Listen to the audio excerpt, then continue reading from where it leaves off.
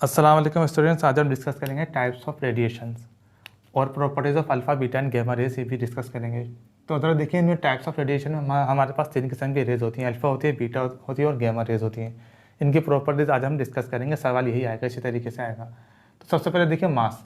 Alpha का जो मास होता है वो कितना होता है, 4 AMU होता है। ये आपको अच्छी तरह जहन में रखना है। जबकि बीटा का जो मास है 1/1836 होता है, यानी जो इलेक्ट्रॉन होता है प्रोटॉन के मुकाबले में हल्का होता है। तो ये क्या होती है, नेगेटिव चार्ज होता है इन पर। ये क्या होती है, इलेक्ट्रॉन्स होती है, इसलिए इनका मास क्या होता है, हल्का होता है। प्रोटॉन के मुकाबले में 1836 1836 कम होता है यानी कि। जबकि गैमा रेज क्या होती है, 0 होती है। इनका मास क्या होता है, 0 होता है।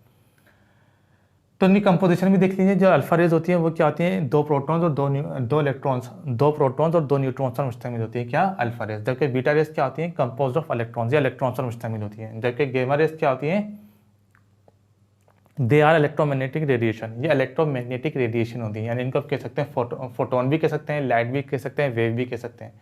तो ये एनर्जी, इनको एनर्जी भी कह सकते हैं।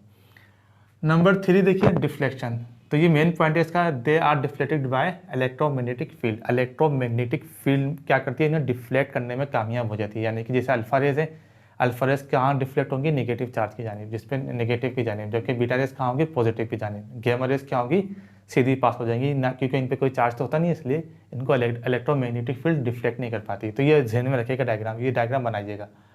अब जरा देखिए, they are deflected by electromagnetic field. Electromagnetic field क्या होती है, इन्हें डिफ्लेक्ट कर सकती है। जबकि गैमा रेज का देखिए, they pass without any deflection in electromagnetic field. Electromagnetic field क्या होती है, इन्हें डिफ्लेक्ट नहीं कर पाती।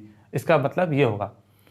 अब जरा देखिए, इनमें प्लस चार्ज होता है, +2 चार्ज होता है। किस पे, अल्फा रेज पर। इस पर क्या होता है, क्योंकि इलेक्ट्रॉन्स पर मुश्तमिल होती है तो इन पर नेगेटिव चार्ज होगा। जबकि ये क्या होती है, न्यूट्रल होती है। गैमा रेज क्या होती है, न्यूट्रल, इन पर कोई चार्ज नहीं होता। ये इनकी मेन प्रॉपर्टीज में आ जाएगा। इसके बाद देखिए आयोनाइजेशन पावर।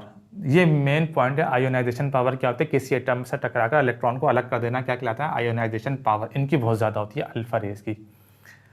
सबसे हैवीएस्ट भी पार्टिकल प्रोटॉन पर मुश्तमिल होती है, तो क्या कह सकते हैं, इनकी आयोनाइजेशन पावर क्या होती है, सबसे ज़्यादा होती है। जबकि बीटा की अल्फा के मुकाबले में कम होती है, लो होती है।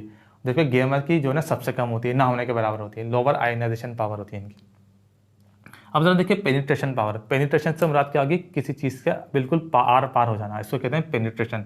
इनकी पेनिट्रेशन पावर क्या होती है, लीस्ट होती है, क्योंकि भारी होती है, वजन ज़्यादा होता है, तो ये पेनिट्रेट नहीं कर पाती, समझ लीजिए। जबकि क्या होती है, इनकी मॉडरेट होती है, यानी कि अल्फा से ज़्यादा होती है, बीटा से कम होती है। और जैसे आप देखें गैमा रेज जो होती है, उनकी पेनिट्रेशन पावर क्या होती है, सबसे ज़्यादा होती है। हाईएस्ट पेनिट्रेशन पावर होती है गैमा रेज की। इसलिए कह सकते हैं कि सबसे ज़्यादा खतरनाक कौन सी होती है, गैमा रेज ही होती है। अब एक और देखिए पॉइंट, स्पीड देखिए। इनकी जो स्पीड होती है वो सबसे कम होती है। अल्फा जो रेज होती है, इनकी स्पीड क्या होती है, 1/10, यानी रोशनी का 10वां या 20वां हिस्सा समझ लीजिए इनकी रफ्तार का, रोशनी की रफ्तार का, यानी कि उससे 10 या 20 गुना कम होती है। सबसे कम इनकी होती है। इसके बाद क्या होती है, बीटा की अल्फा से ज़्यादा होती है।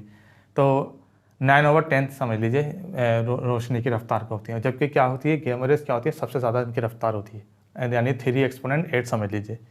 इनकी क्या होती है, रोशनी की रफ्तार के बराबर होती है इनकी रफ्तार। तो ये गैमा रेज की रफ्तार हो गई। तो इस तरीके से हम कह सकते हैं अल्फा रेज, बीटा रेज और गैमा रेज को हम प्रॉपर्टीज़ लिख सकते हैं। तो ये डायग्राम आपको बनाना पड़ेगी। तो ये था आज का लेक्चर।